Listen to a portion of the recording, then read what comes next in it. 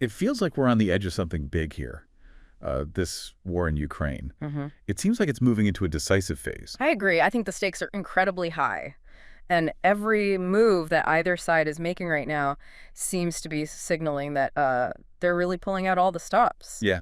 So we've got reports that Russia's digging in, and they're even using North Korean soldiers as what some are calling expendable resources Yeah. on the front lines. Which is a chilling thought, honestly. Yeah. But it does, I think, speak to the lengths to which Russia is willing to go to achieve its objectives in this war. Right. And then on the Ukrainian side, we've got this analysis from Ukrainian military analyst Tatari Gami, and they're painting a pretty bleak picture of the situation. Yeah.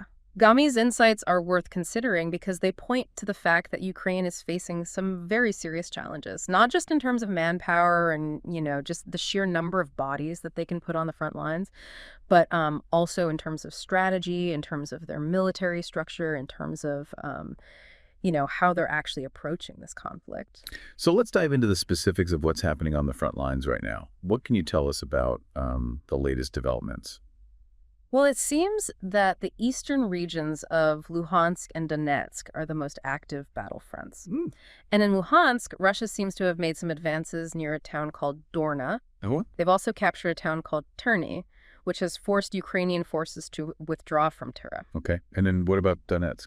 Well, in Donetsk, the Russians are also making progress in areas like Chezar and Turetsk, and there are even reports that they're threatening the city of Kostiantynivka. But perhaps the most strategically important location in the Donetsk region right now is the city of Pokrov.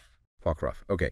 And why is that city so strategically important? Well, a couple of reasons. First, it serves as a logistical hub for the region. And second, it's home to a massive coke plant that supplies a significant portion of Ukraine's coke needs. I see. So it's a key industrial asset as well as a logistical hub. Exactly. And we've even received reports that explosives have been planted at the plant, presumably to disable it if Russian forces manage to take control of the city.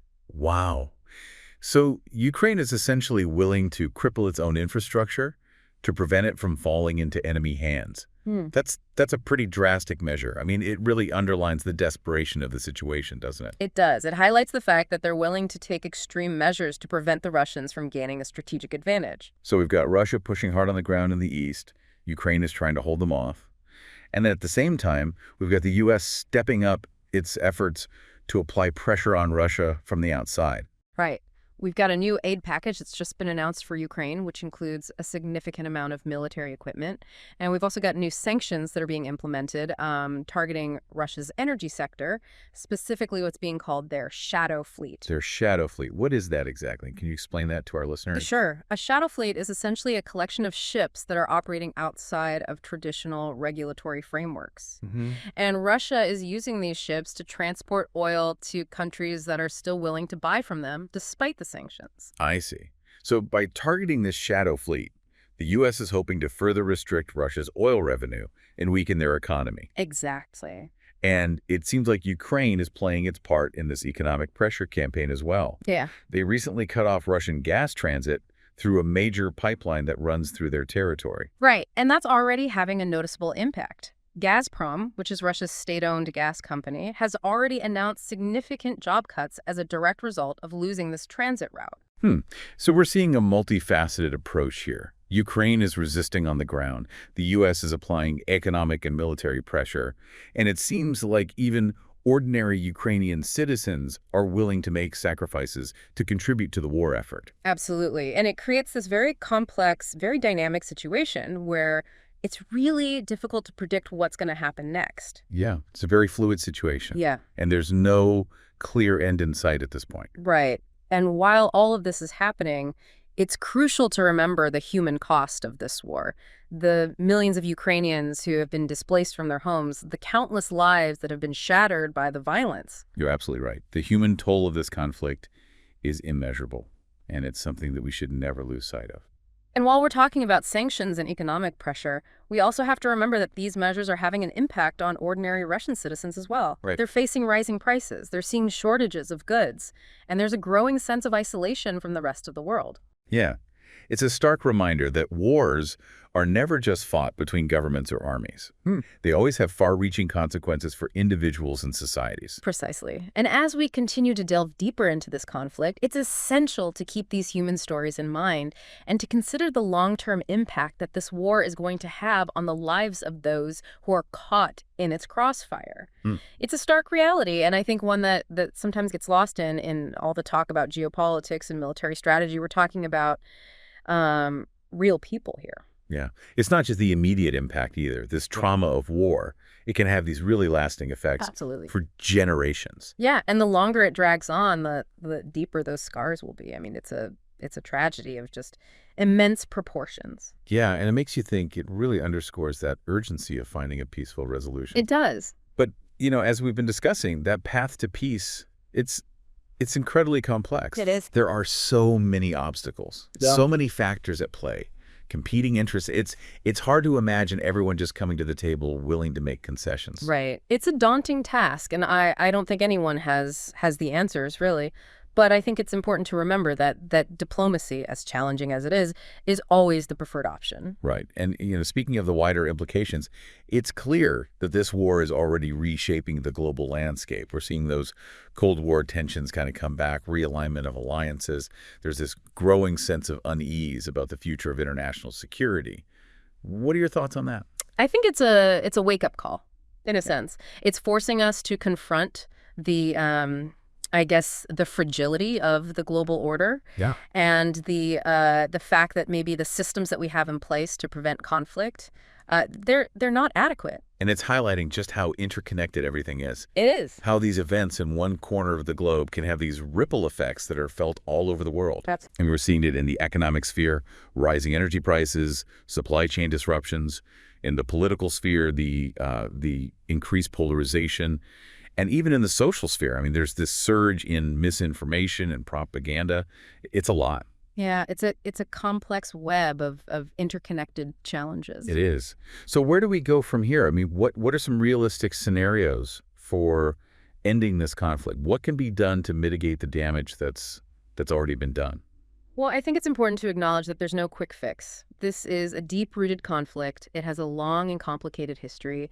It's going to take time, it's going to take patience, and it's going to take a genuine commitment from all sides to find lasting resolution. But what about the pressure that's being applied by the U.S. and its allies? Can that force Russia to change course? The sanctions are definitely having an impact. They're limiting Russia's access to financial markets. They're restricting their ability to import critical goods. They're putting downward pressure on the ruble.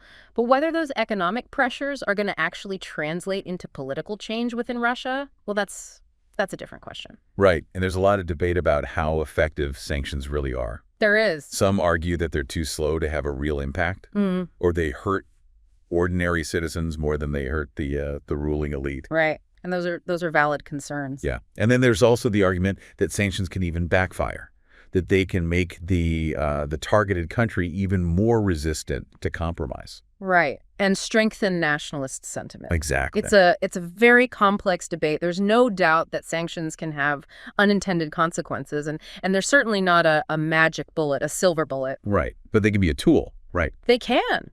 They're a tool for exerting pressure, for signaling disapproval, and for trying to create leverage for negotiations. So then what about the military aid that's being provided? Is that enough to actually tip the balance in Ukraine's favor? The weapons and the equipment are definitely helping them to defend themselves, and they're helping them to inflict losses on the Russian military. Yeah. But it's important to remember that there are limits to what military aid can do. Right. It can't, on its own, solve the underlying political issues that are driving this conflict. So we've got these external pressures being applied, but it's unclear how effective they'll be. What about those internal dynamics within Ukraine? I mean, are there any signs of progress on, the reforms that Gami and others have been advocating for? There have been some efforts to modernize the military, to streamline the command structure, to improve the conditions for soldiers.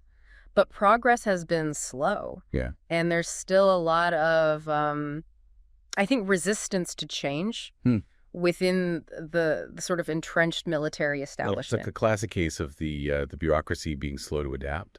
Exactly. And in a time of war when every decision can have life or death consequences. That kind of institutional inertia can be incredibly dangerous. So we've got the external pressures, we've got the internal challenges within Ukraine, and then, of course, there's that unpredictable wild card of the Russian leadership. Right. I mean, is Putin willing to negotiate? That is the million-dollar question. It is. And unfortunately, I don't think anyone has the answer to that. Putin's motivations they remain opaque.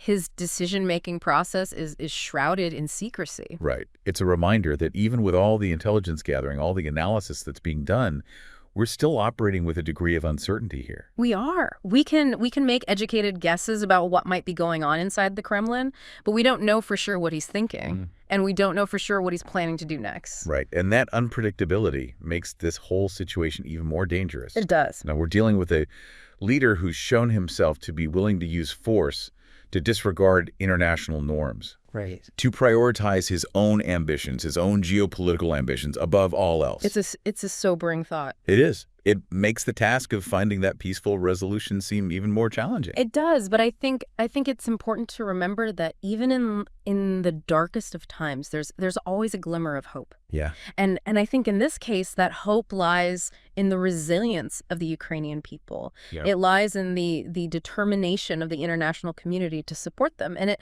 lies in the possibility, however slim it might be, that that reason will eventually prevail. It's a hope we have to cling to. We do. Even as we confront these harsh realities. Absolutely. And a hope that should inspire us to keep trying to understand this complex situation, to engage in dialogue, and to seek out every possible avenue for peace. Yeah, it's a lot to take in. And, I think for a lot of us who are watching this from afar, it's hard to really grasp the full weight of what's at stake here. It is. But you've laid out some really important points, I think, about the complexity of this conflict and the challenges of finding a resolution. And of course, that human toll that's already been paid. So as we try to make sense of all of this, I keep coming back to that question of what the future holds. Yeah. I mean, what are some of the potential scenarios that we might see play out in the coming months? What should we be looking for as indicators of how this might unfold? Well, I don't have a crystal ball. Right. But I do think we can identify a few key factors that are going to shape the trajectory of this conflict. And first and foremost, I think we have to keep a very close eye on the situation on the ground. Okay. Ukraine's ability to hold the line against the Russian offensive, that's paramount. Yeah. If they can maintain a strong defense, inflict significant casualties on the Russian military, and prevent Russia from achieving any major strategic victories, well, that could really increase the pressure on Putin to consider a negotiated settlement. But what if the opposite happens? I mean, what if the Russian offensive gains momentum? What if they start overwhelming Ukrainian defenses, start making significant territorial gains? Right. Is there a point where the West might actually consider intervening directly, even at the risk of escalating the conflict? I mean, that's the nightmare scenario. It is. And it's one that Western leaders are very much aware of. Right. Direct military intervention by NATO, I mean, that would be a massive gamble. Yeah. With the potential to spiral into a full-blown war between nuclear-armed powers. And the consequences of that they're almost unthinkable. So I think there would be a tremendous reluctance to cross that line. Yeah. However, if we saw a complete collapse of the Ukrainian state, a large-scale humanitarian catastrophe, or evidence of Russian atrocities that just, shock the conscience of the world, well, then the calculus might change. So Ukraine's ability to resist, that's crucial. But it's not the only factor here. We've talked about the role of Western support, the sanctions, the military aid. Could there be a tipping point where that support might start to waver, or where those measures might lose their effectiveness? I think the West's commitment to supporting Ukraine has been pretty remarkable. Both in terms of its scale and its duration. Okay. But maintaining that level of support over the long term, that's going to be a challenge. Right. There are already concerns about the economic costs of the sanctions, especially in Europe, which is heavily reliant on Russian energy. Right. And as this drags on, there's a risk of what some people are calling Ukraine fatigue setting in, where public and political support for continued involvement, it starts to wane. And on the Russian side, I mean, we haven't really talked much about the potential for internal pressure on Putin. Yeah. Could the sanctions, the casualties, the economic hardship, could that lead to some kind of unrest within Russia that might force him to change course? That's the wild card, and it's a very difficult one to predict. It is. Putin's maintained a tight grip on power for over 2 decades now, and he's shown a remarkable ability to suppress dissent, to control the narrative within Russia. But the longer this goes on, the greater the strain on the Russian economy, Right. and the harder it's going to be for him to shield the population from the consequences of his actions. Right. There's already evidence of growing discontent, Yeah. particularly among the elite who are feeling the impact of the sanctions. And, if the situation continues to deteriorate, it's not inconceivable that we could see some kind of challenge to Putin's authority from within the system. Wow. So many moving pieces here, so many uncertainties. It's kind of dizzying trying to keep track of it all. But I think what you've done a really good job of in this conversation is highlighting those key factors that we need to be paying attention to. The battlefield dynamics, the level of Western support, the potential for that internal pressure on Russia, and of course, the unpredictable nature of Putin's decision making. And it's a sobering reminder, I think, that the outcome of this conflict, it's far from certain. And the stakes, they really couldn't be higher. I agree. And I think it's essential for all of us to stay informed, to engage in these kinds of discussions, to really think about the long-term implications of what's happened, not just for Ukraine, not just for Russia, but for the future of global security and the international order. Yeah. Well, we've covered a lot of ground in this deep dive, and I think it's left us with a lot to think about. But as always, our goal is to give you the information, the insights that you need to navigate this complex world. And we hope you'll join us again for more in-depth explorations of these critical topics. And don't forget to subscribe to our channel so you don't miss out on future episodes.